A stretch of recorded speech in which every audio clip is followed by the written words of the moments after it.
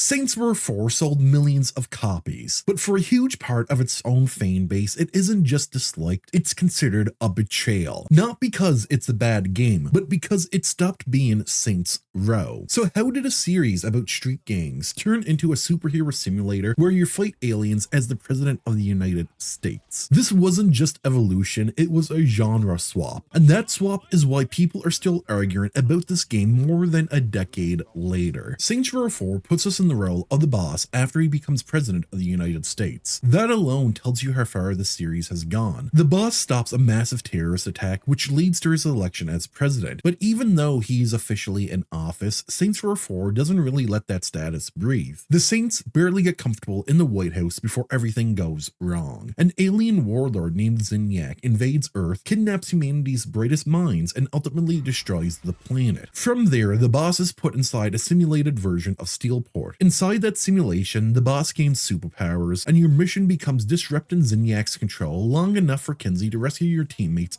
trapped in other simulations. Right away, you should already see why this was controversial. Saints Row didn't just evolve, it switched genres. What used to be a gang-driven crime sandbox became a sci-fi superhero fantasy about saving humanity. And the superpowers change everything. You can super sprint, fly across the city, use telekinesis, and smash the ground with super stomps. Getting around is insanely fun, but it comes at a cost. When you can fly, sprint at 200 miles per hour, and jump over skyscrapers, Steelport stops feeling like a city and starts feeling like a theme park. And that hurts, because Saints Row 4 actually had the deepest vehicle customization in the entire series. But the vehicles barely matter anymore. You're no longer just a gang leader trying to take over the streets. You're a super-powered killing machine and humanity's last hope. That's a completely different fantasy from the original games. Saints Row 4 tries to bring back activities from Saints Row the 3rd, but they feel strange here. Instead of fighting gangs, you're battling Zinyak's aliens. And while their designs are cool, they don't really feel unique. A lot of their animations feel recycled from the 3rd. Where the 3rd leaned into goofy chaos, Saints Row 4 triples down on the absurdity. Sometimes it's funny, but it's hard to see this as a Saints Row game when you're fighting a 100-foot-tall energy drink mascot. At this point, Saints Row 4 isn't just over the top, it's over the top about being over the top. That's when it starts to feel like a parody of itself. The game even mocks its own past, like making you fight the co-op player from Saints Row 2. Saints Row 4 proudly refuses to take itself seriously at all, and that's exactly why many old school fans hated it. But here's the truth most critics ignore. Saints Row 4 didn't sell millions by accident. For many players, this was a fantastic entry point into the series. You didn't need to know anything about the previous games to enjoy it. The superpowers are genuinely fun, the movement feels incredible, and the sandbox freedom is pure chaotic entertainment. There are also real emotional moments. Shaundi has a scene where she admits she feels responsible for Gat's death, and for a moment, the game gets serious, and it does its job good. But then it snaps back into absurd violence. There's also a strong moment where Kenzie calls out the boss, basically saying, "We're expected to risk our lives for someone we never even met.